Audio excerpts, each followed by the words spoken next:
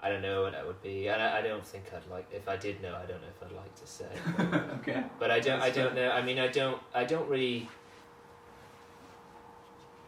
think of them like that. I mean, the other thing is that I'm not like the same with the political thing.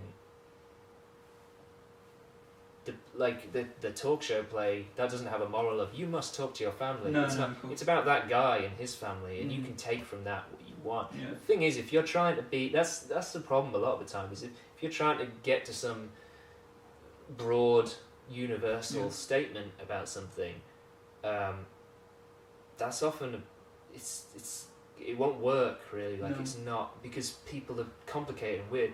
And really, if you want to talk to as many people as possible and hopefully try and reach people, you have to get really specific, and then actually the universal thing will pop out, and that people can latch onto it themselves in different ways.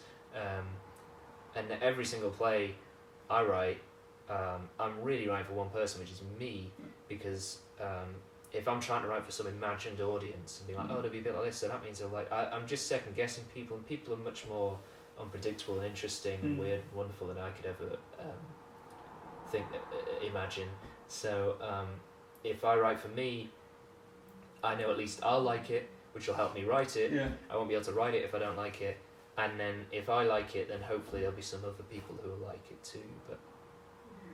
But I think that's the thing. I try not to say, oh, here's what you can take away. I like to leave them fairly open. I mean, if I'm teaching writing, I quite often talk about endings as being a good ending should feel like a bridge, and it should take the play out of the theatre, and it shouldn't just put a massive full stop on it. It should take it out, and that doesn't mean here's my wisdom, take it with you. It should just, if you've gotten to something human, then hopefully people can take whatever they want. I mean,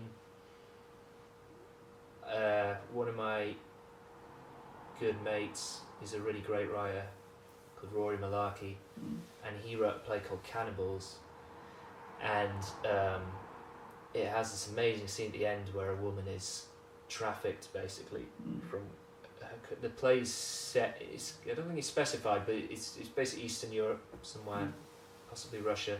No, it is Russia. It must be Russia, because the last scene is every character speaks in Russian apart from her. So it's an absolutely like genius, simple move. And what it does is that you've got a character kind of staggering down the street and is alienated and doesn't understand. And you as the audience, that's the moment I talked about earlier about syncing up. You have the same sensation because you don't understand and you're alienated and you're concerned. That play wasn't saying, hey, we should all find people who've been trafficked and help, that kind of goes without saying it's a bad thing. What it did was, that play just pursued with real integrity and honesty and emotional truth and care and heart, passion, that woman's story, and it got me to care about her a lot and really be invested in the play. So when I went outside into the world and I see someone in a bit of trouble, I'm probably slightly higher on the percentage scale to helping that person, even if only a tiny amount. And that's nice, but I don't think you can intend that. I think that just is something that might happen as a kind of happy accident, I mean,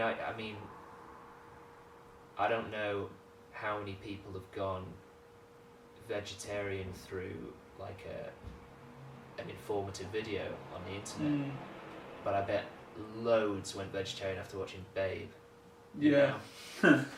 And that's a weird note to end on there. Yeah. Yeah.